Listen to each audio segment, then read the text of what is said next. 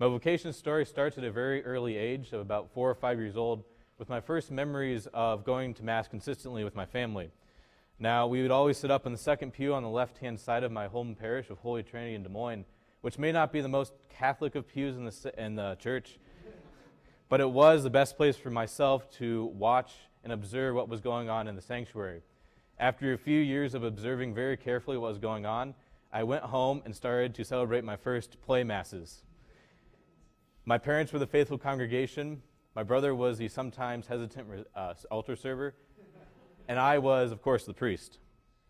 The Lord was really showing me at this time in my life, and looking back at it, that He was first implanting in me a love for Holy Mother Church, a love for her priesthood, her sacred liturgy, most especially the Holy Sacrifice and the Mass. Also at this time, in second grade, I became exposed to John Paul II.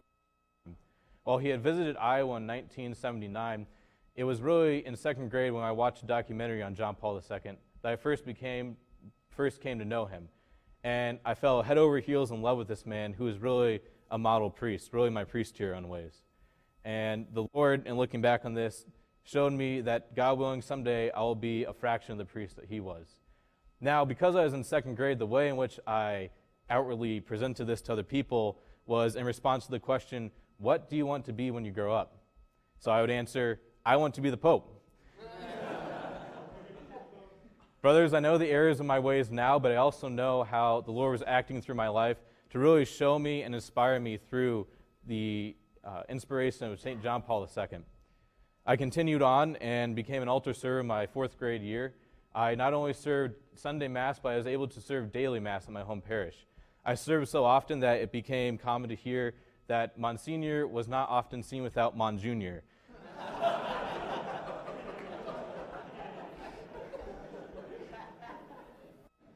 I continued to altar serve at my home parish till I started high school at Dowling Catholic. Then I became Master of Ceremonies at my parish. I also joined the debate team in high school, which was my sole extracurricular activity. In debate, I learned 3 things and benefited in 3 ways. I overcame my shyness. I was very shy when I was young.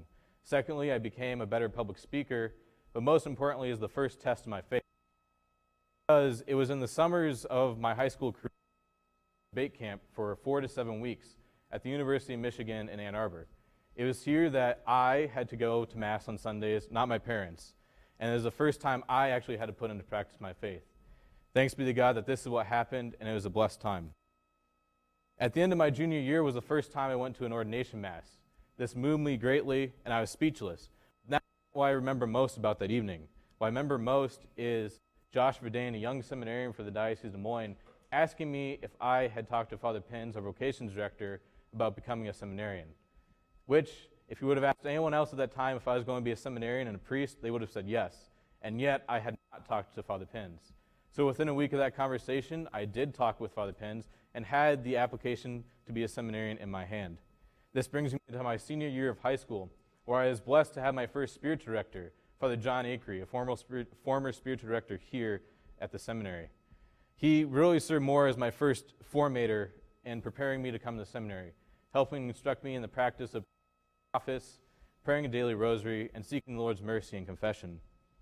I mentioned one important event of my senior year, senior prom. It was the only time I went to a high school dance, and the evening turned out to be magical. Well,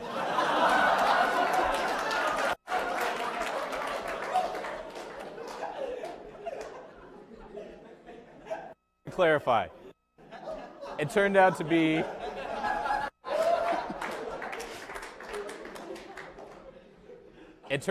actually rather a very holy night, because wait for it, it's better. Because that just so happened to be the night that St. John Paul II was canonized a saint of the Holy Catholic Church. John Paul II, a man who I'd been inspired by his priestly example when I was younger. And I was reminded of this at 3 a.m. when I was sitting in my basement with Nick Smith watching the canonization Mass. Really, the Lord was working, connecting the two ends of my vocation story together, and I was so very blessed for that. But it's also, one last thing, brothers, it's also very providential that I speak to you this evening, Tuesday of Holy Week. That is because on Monday of Holy Week in the year 2014, I was accepted by my bishop, Bishop Richard Pates of the Diocese of Des Moines, to become a seminarian for the diocese. Since then, I've had 3 years of formation and have started to become more of a man in Christ, a man of the church, and a man for others. I'm so grateful for the Diocese of Des Moines for supporting me, especially my brother seminarians. I'm very thankful for the formation staff and the spiritual directors, and you, my brothers, who serve as my first formators, calling me to holiness and greatness every day. Praise be Jesus Christ. Amen.